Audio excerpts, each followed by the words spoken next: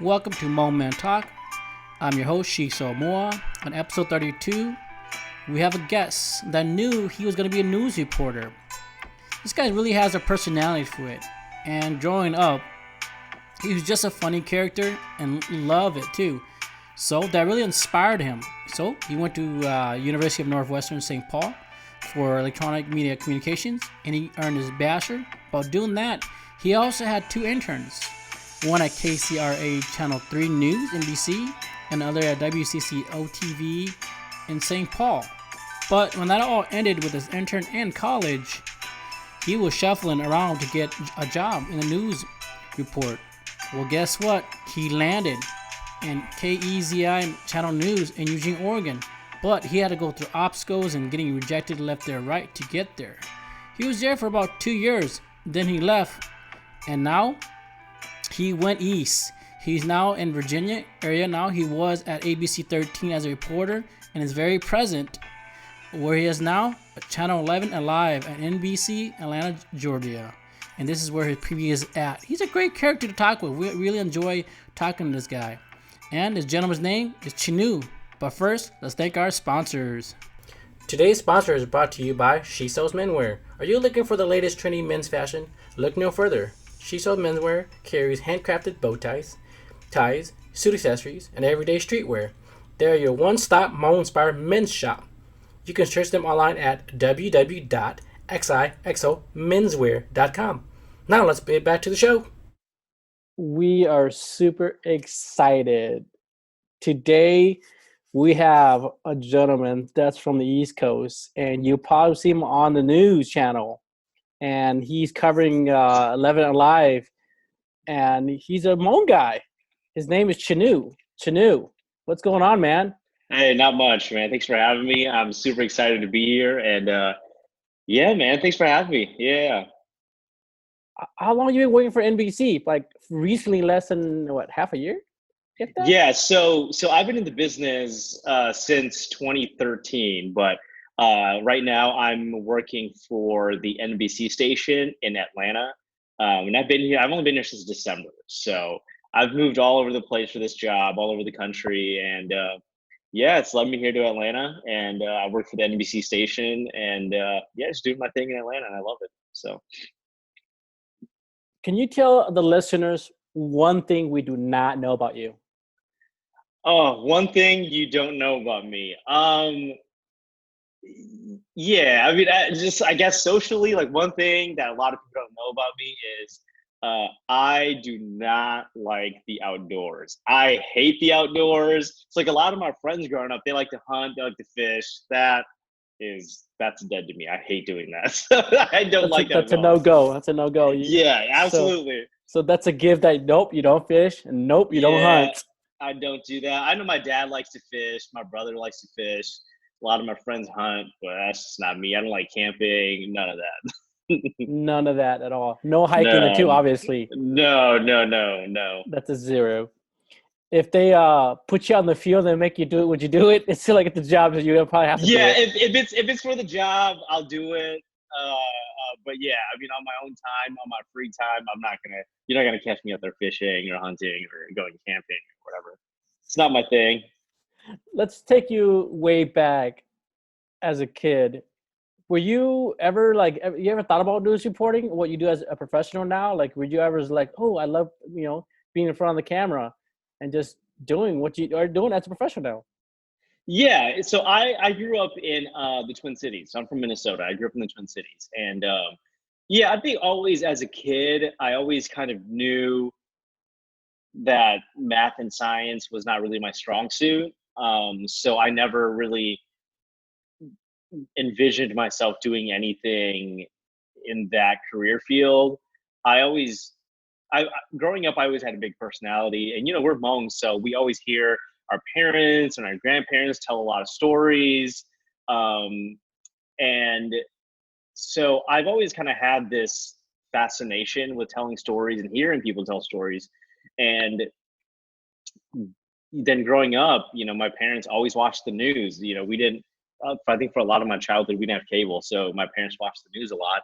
And I think the older I got, the more I started to see that being a reporter and being in news, a lot of it is telling stories, and so I think once I kind of was able to pair the two, then it really showed me that that's what I wanted to do. And so when I got older and I was able to get in touch with a lot of with a couple of news anchors and reporters in the Twin Cities, and they really kind of showed me how the business works, then I was like, yeah, this is what I want to do.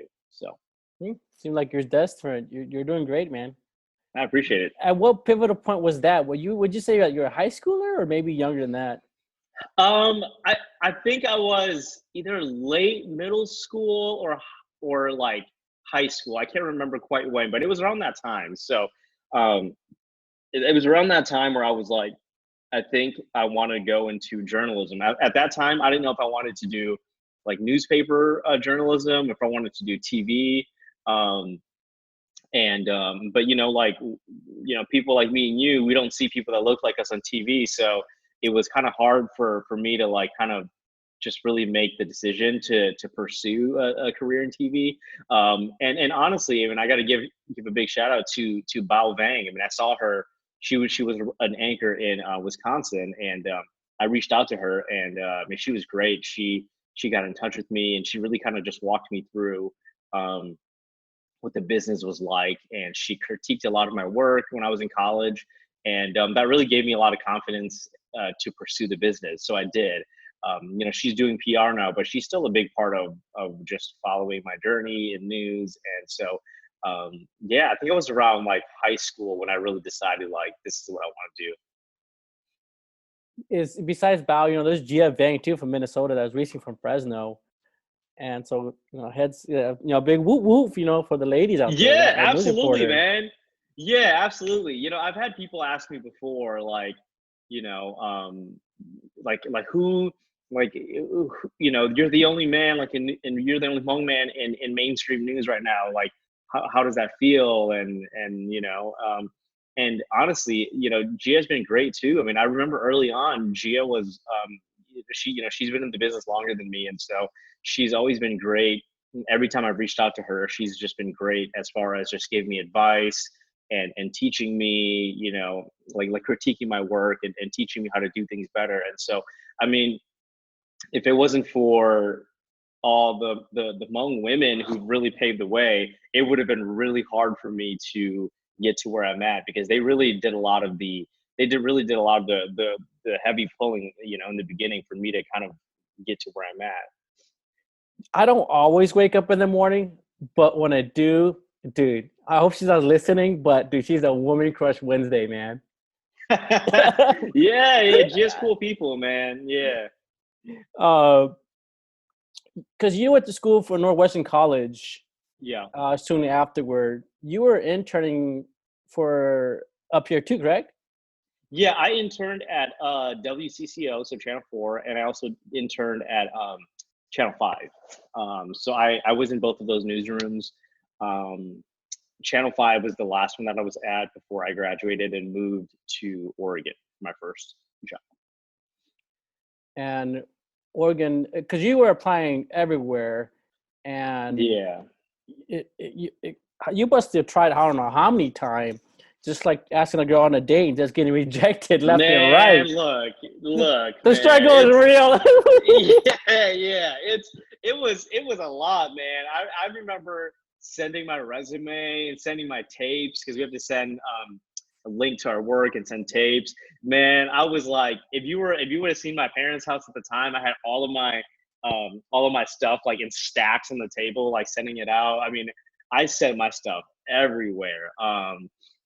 Some places I didn't hear back from. Some places I got rejections, and then some places made offers. But ultimately I moved. My first job, I moved to Eugene, Oregon, and I worked for the ABC station there for about 2.5 years. And I mean, the job kind of just took me all over, and I guess I landed in Oregon. And like you said, I applied everywhere, got rejections, didn't hear back, and I heard back from a couple, but kind of just took the best opportunity for me. You definitely have the personnel to be picked up, and I'm glad you landed that job in Oregon. But now Again, Yeah, yeah. how they find you at 11 live and NBC in Atlanta? So after I left Oregon, I went to the Virginia Beach area, and I was there for 4 years. But the company that owns my station now, also owned my station in Virginia Beach. So um, for me, it was just kind of it was just a move that made sense. Just moving within the company to this station in a larger area, in a larger news market. Um, so yeah, I made the move. I wasn't, when my time was coming up in Virginia Beach, I wasn't really sure where I wanted to go. So but then I ended up, I've never been to Atlanta before until I moved here, and I like it. So I kind of like the challenge of learning a new place, and meeting new people. And so yeah, here I am. Cool. You are in Atlanta now, and Virginia area. Is there a lot more Hmong people up there? Because you see from Minnesota, there's a lot of Hmong people up here. Yeah, yeah, yeah. I'm from the east side, St. Paul, so yeah, there's a lot of Hmong people there. Yeah. So in Virginia, when I was there, there's not a lot of Hmong people at all. The only Hmong people I met in Virginia were people, because the Navy base is in Norfolk, which is right next to Virginia Beach, and so I met a lot of Hmong people who were in the military.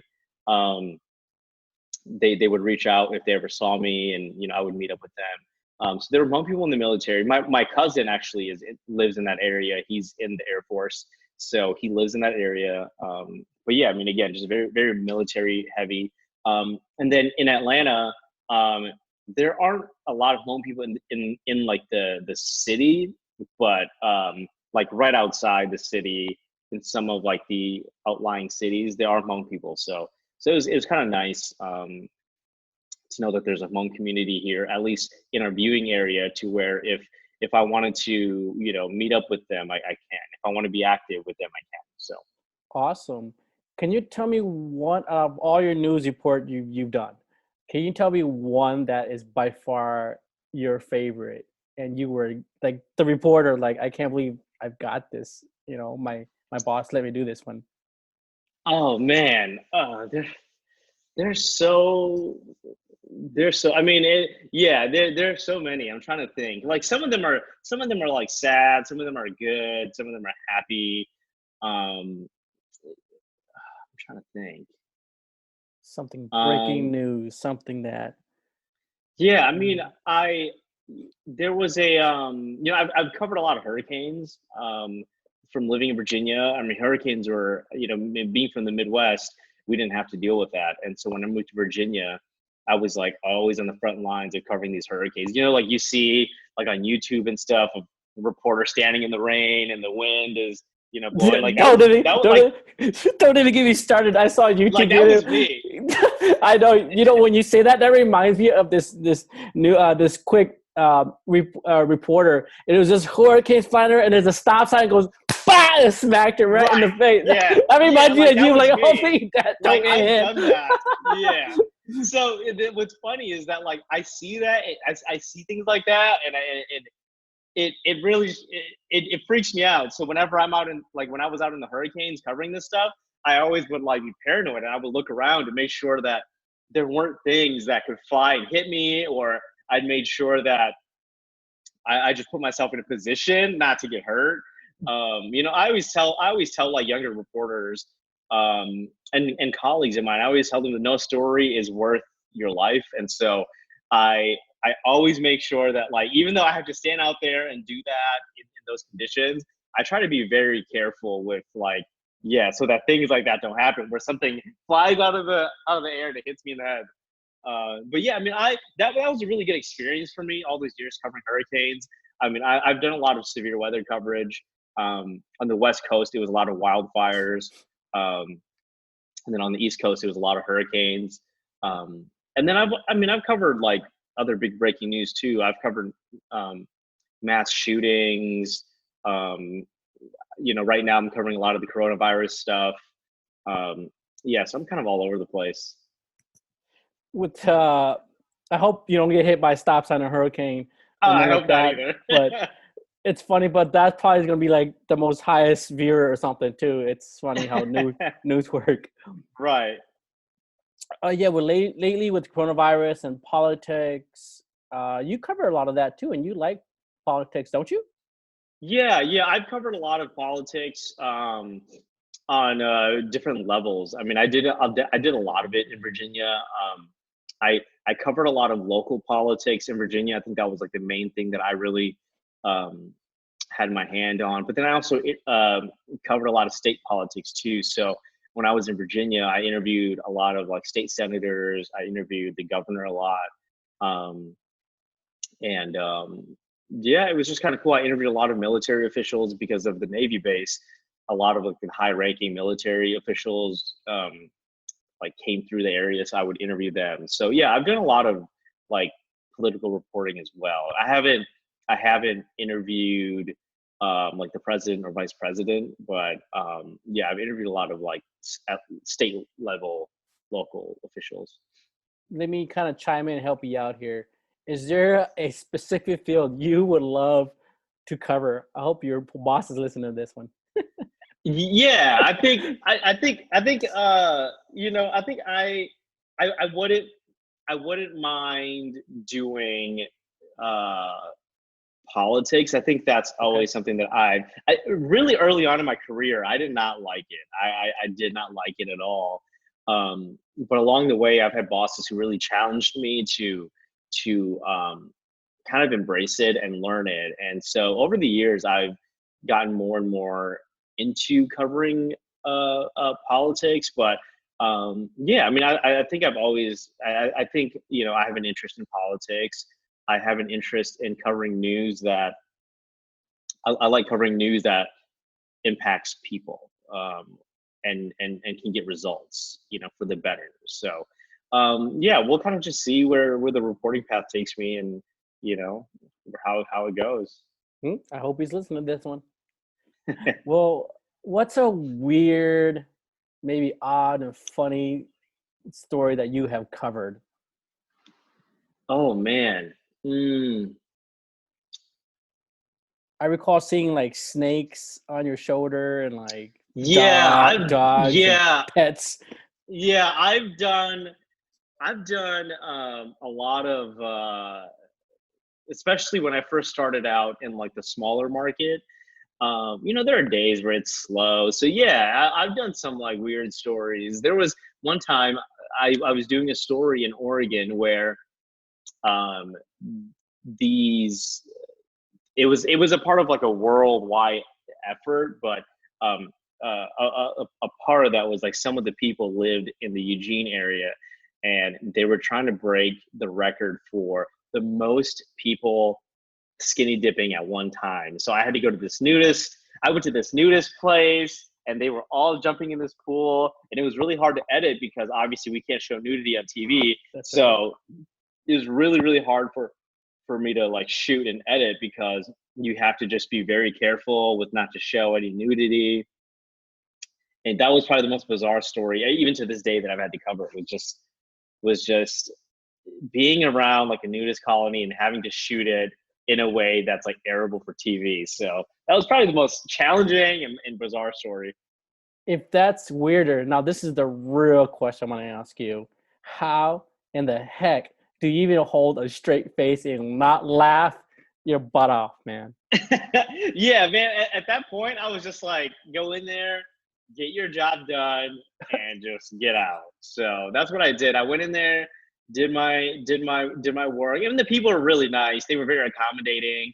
Um, and so I went in there and interviewed who I needed to interview. It took me a little bit to shoot video because I was trying to like figure out how to shoot it without capturing like nudity in there.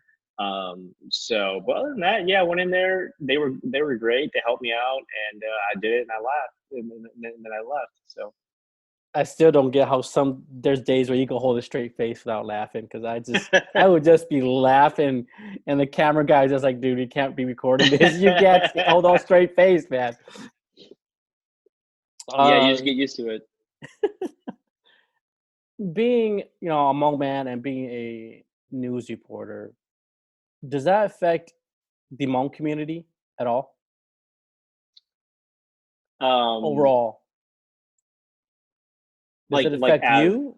Yeah, does it affect you as it at all, or does it affect the community? Does it matter? Do you think it doesn't even matter to them, the Hmong community?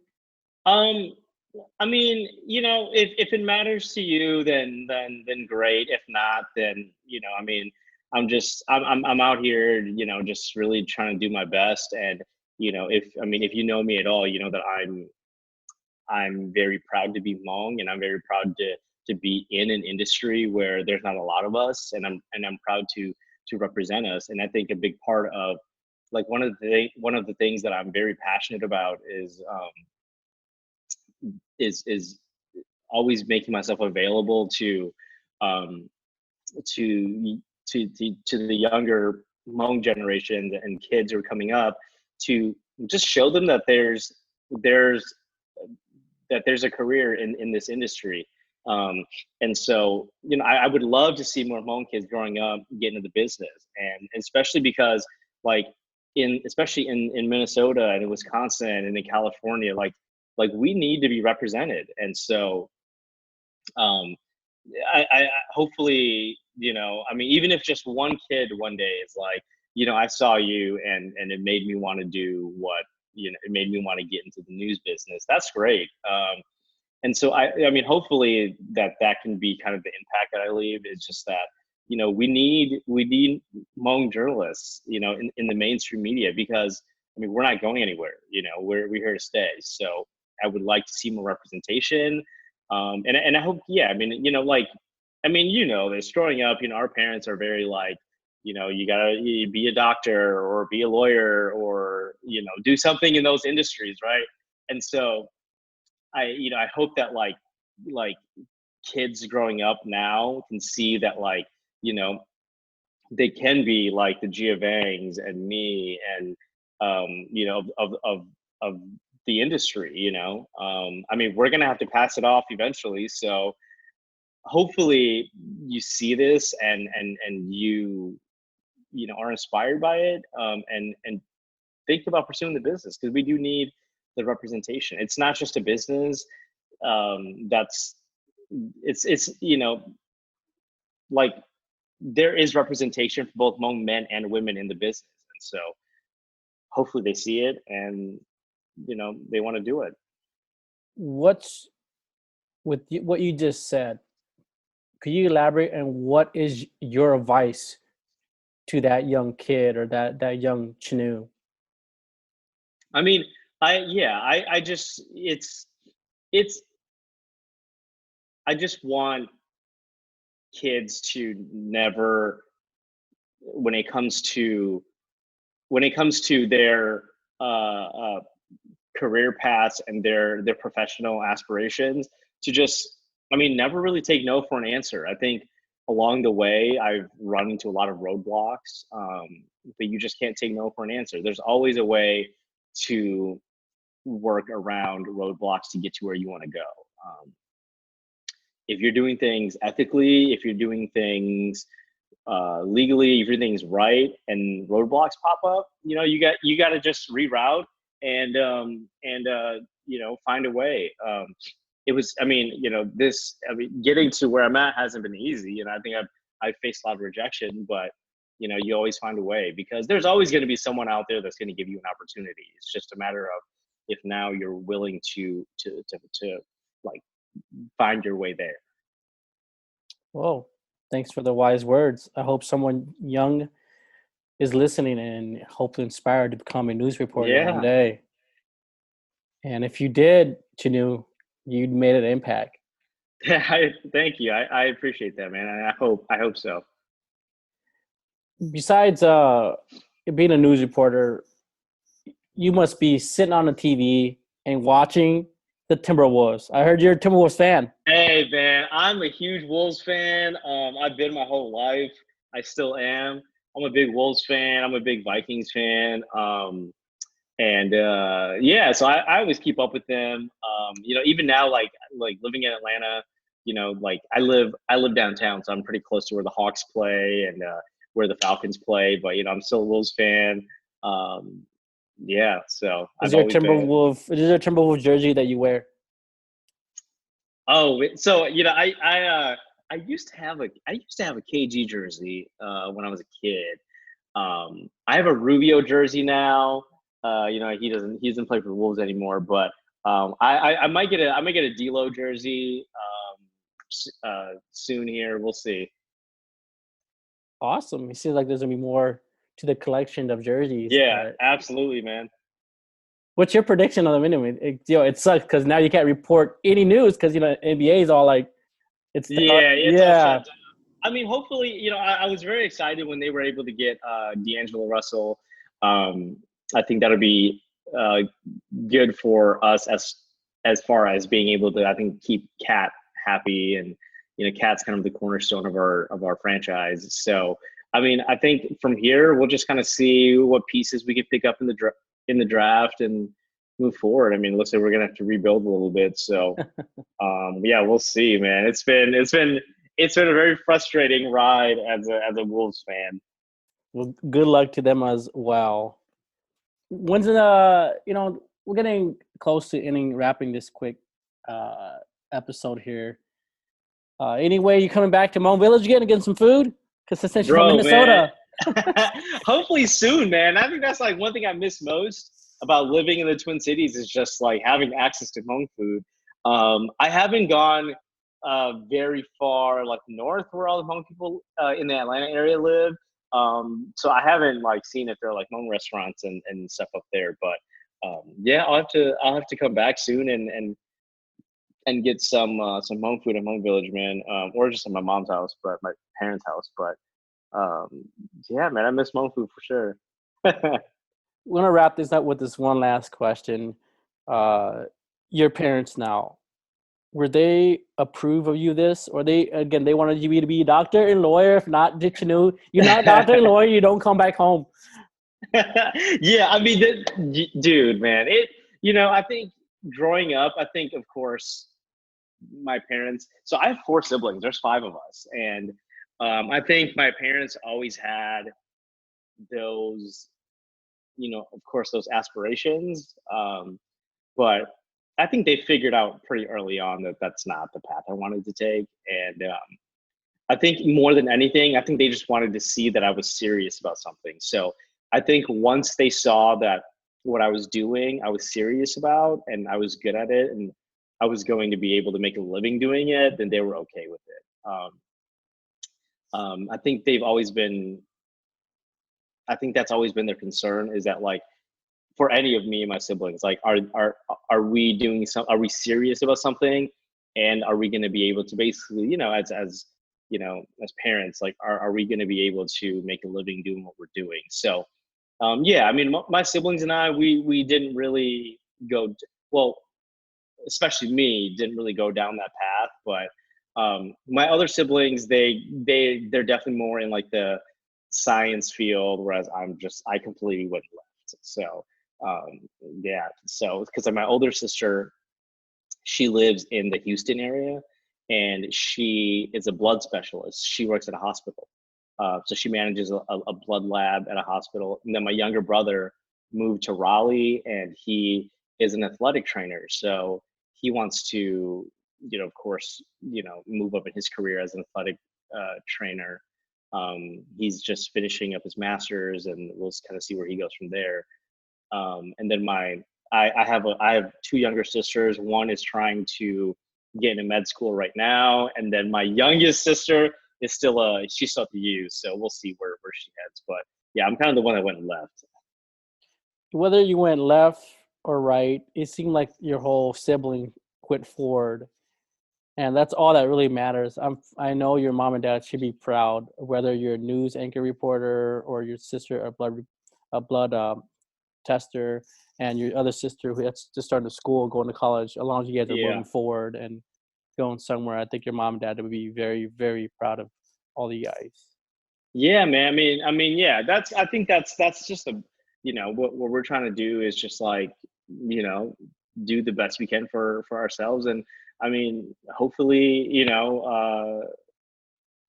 people who know us, just know that we're just you try to make your parents proud, and achieve things that eventually along the way, you can really start to help out your parents as well. So I think that's always been our biggest focus, is just getting ourselves on the right path, and hopefully, we can help our parents out. Because growing up like in the Twin Cities, we grew up in the generation where all of our parents were immigrants and refugees, and they didn't have much. So if we can get ourselves on the right path and do what's right, hopefully we can, at the very least, we can relieve them of any worries, so they can live like more stress free and not have to worry about us so much.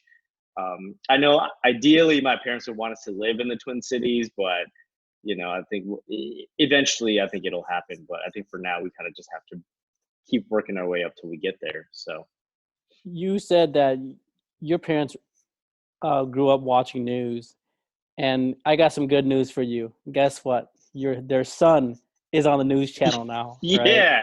Yeah. I mean, that was a big reason why. That was a big reason why I think I got into it, because my parents always watched it, and I think a big part of it too was just like my parents used to always like talk about like, oh my gosh, like look at that reporter, look at that anchor. Basically like my parents have always been like, wow, they look so, like that was always kind of like their vision of what like success looked like, someone who's wearing a suit, who is like on TV and who can, deliver important information. And when you speak, people listen. And so like, I think as a kid, that was always in my mind. Like that is, to me, that's kind of what success looks like. And so, yeah, man, I remember like the first time like my parents watched my stories, man, I was like, all right, like we're here, and it was a good feeling. And hopefully, lots of other young kids growing up, know that they can do it too. It's a viable option. So Cool. We are very, very appreciative of your time, Chenue. yeah, thanks for having me. Gonna wrap things up, and again, it is a beautiful day here, and probably in Atlanta, Virginia area where you're at too. So Yeah, thank you so much for hopping on and having a chat, and especially for our listeners. Yeah, man, I appreciate it. Thanks for having me. That ends our episode. If you haven't yet, visit our official website at www.hmongmentalk.com, or like and share us on Facebook at Hmong Men Talk. Who also believes in building family values. She believes not only in investing in your future, but also investing in your present moment, creating time and memories with your family. If you have any insurance needs or any questions, please don't hesitate to call her at the link below. Also, a special thanks to DJ Peter for using his beats. You can check him out at YouTube.